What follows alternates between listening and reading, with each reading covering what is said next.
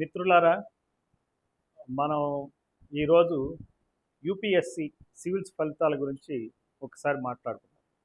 Union Public Service Commission 2023 exam రిజల్ట్స్ని 2-3 రోజుల క్రితం ప్రకటించడం జరిగింది.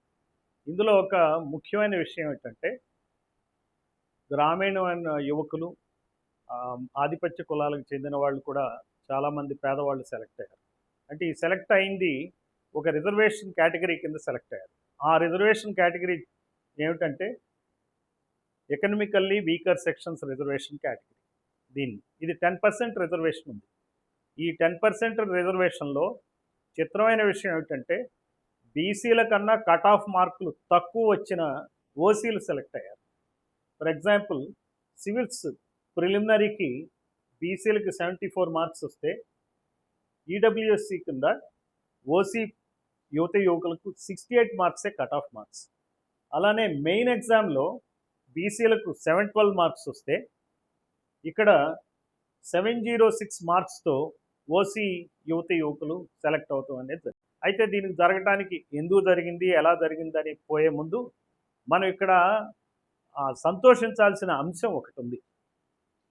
ఈ సంతోషించాల్సిన అంశం ఏమిటంటే, ఒక పేద రెడ్డి యువకుడు కానీ, లేకపోతే వేరే అగర్కల యువకుడు కానీ, యువతి కానీ సెలెక్ట్ అవటానికి ఈ ఈడబ్ల్యూఎస్ దోహదపడింది, ఈ ఎకనామికల్లీ వీకర్ సెక్షన్స్.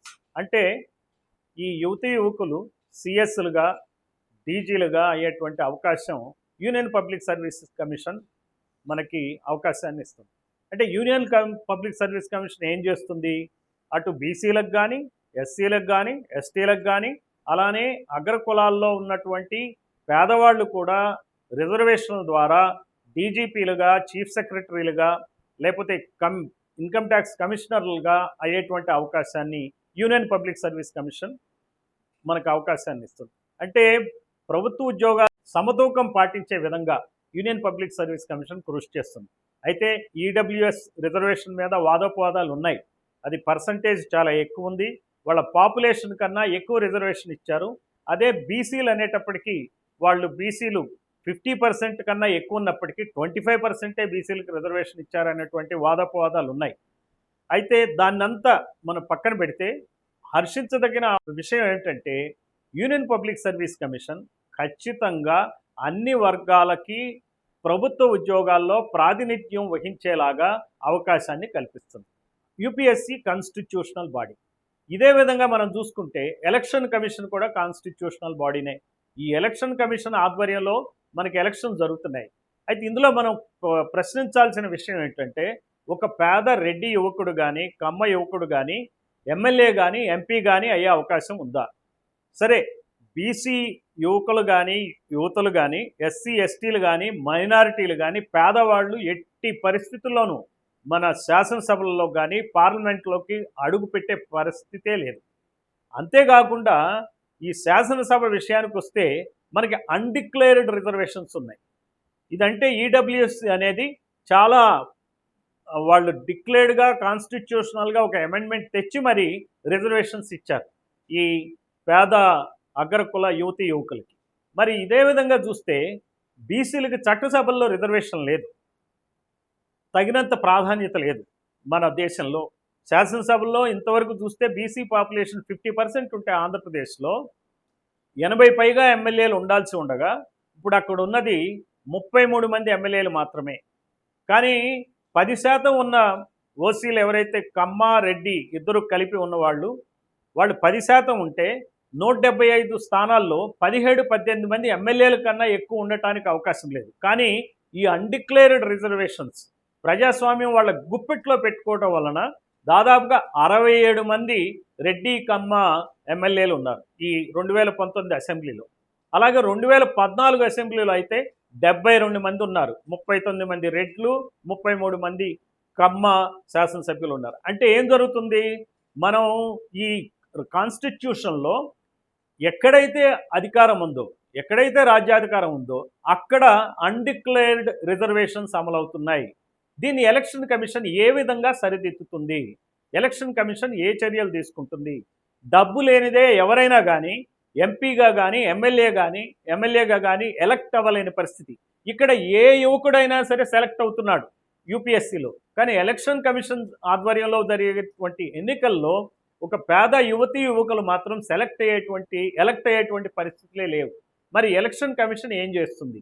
ఒక్కొక్క ఎలక్షన్కి ఒక్కొక్క నియోజకవర్గాల్లో 25 నుంచి 100 కోట్ల వరకు ఖర్చు పెడుతున్నారు. అంటే ఆంధ్రప్రదేశ్ అసెంబ్లీ ఎలక్షన్ల విషయానికే వస్తే కనుక ఒక్కొక్క ముఖ్యమంత్రి అభ్యర్థి, మనకు అక్కడ 2 ప్రధాన పార్టీలు ఉన్నాయి.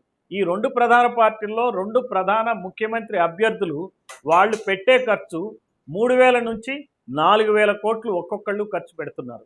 అయితే ఇందులో ఎంత సీజ్ చేయగలుగుతున్నారు? ఈ ఎలక్షన్ కమిషన్ ఆధ్వర్యంలో సిబిఐ ఉంది, అట్లానే ఈడీ ఉంది.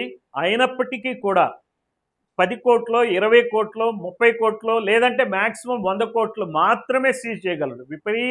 విస్తృతమైన యంత్రాంగం ఉంది, విపరీతమైన అధికారాలు ఉన్నాయి.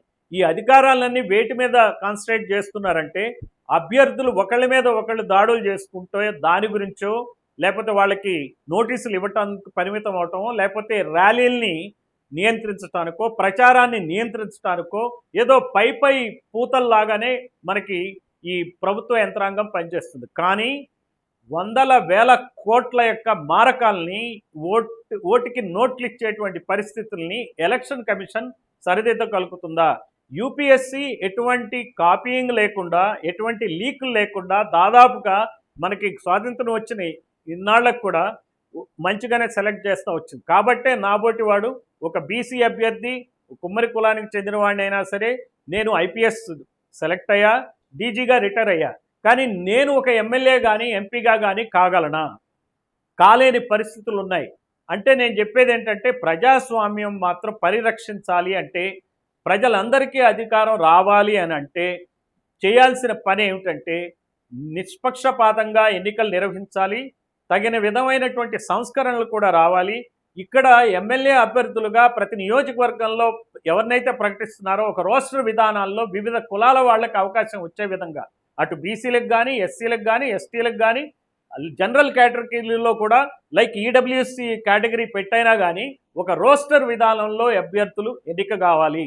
అదే రోస్టర్ విధానంలో మనకి ఎన్నిక కావాలి. ఇప్పుడు డీజీ ఒక ఎస్సీ డీజీ ఉండొచ్చు, బీసీ డీజీ ఉండొచ్చు, ఒక జనరల్ కేటగిరీ డీజీపీ ఉండొచ్చు, అలానే చీఫ్ సెక్రటరీ ఉండొచ్చు. కానీ చీఫ్ మినిస్టర్ అలా ఉండే ప్రసక్తి కానీ, ప్రైమ్ మినిస్టర్ అలా ఉండేటువంటి ఏర్పాట్లు కానీ లేవు.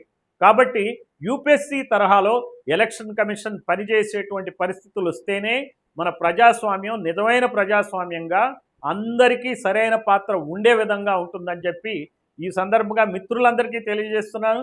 ఈ విషయం అందరూ ఆలోచించాలని చెప్పి కూడా సవినయంగా కోరుతున్నాను. జై భీమ్, జై జ్యోతిబా ఫులే, జై బీఎస్పీ.